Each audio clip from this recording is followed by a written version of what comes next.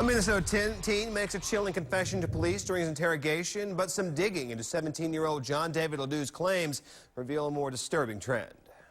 My plans were to enter and throw Molotov cocktails and pipe bombs and destroy everyone, and then when the SWAT comes, I would destroy myself. That's Ledoux's confession to police after a well-planned attack on his family in high school was thwarted in April.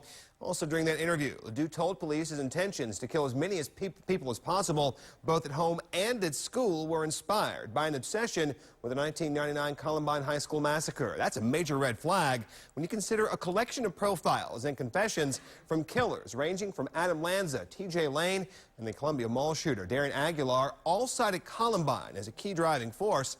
So we went to Medstar, Good Samaritan, to speak with psychiatrist Dr. Elias Shaya, asking about this commonality and why these individuals all seem to carry an almost identical profile.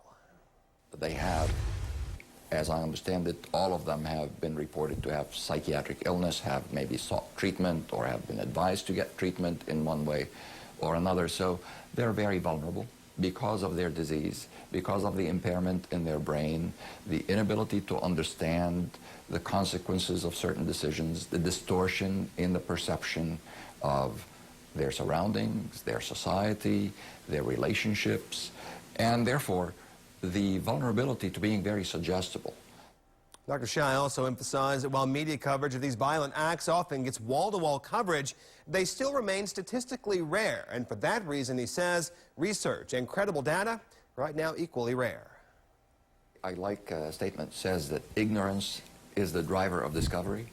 The first thing we should do is say that we don't know and acknowledge that we don't know and understand that our knowledge about this is very limited. Start from a blank slate, from a clean slate, to really find a genuine answer. Now, as you pointed out, many of us are attempting to find answers, and human nature always seeks simpler, easier, accessible answers.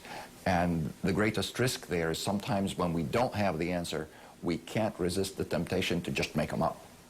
And for more information and to learn more about this Columbine fascination, go to our website.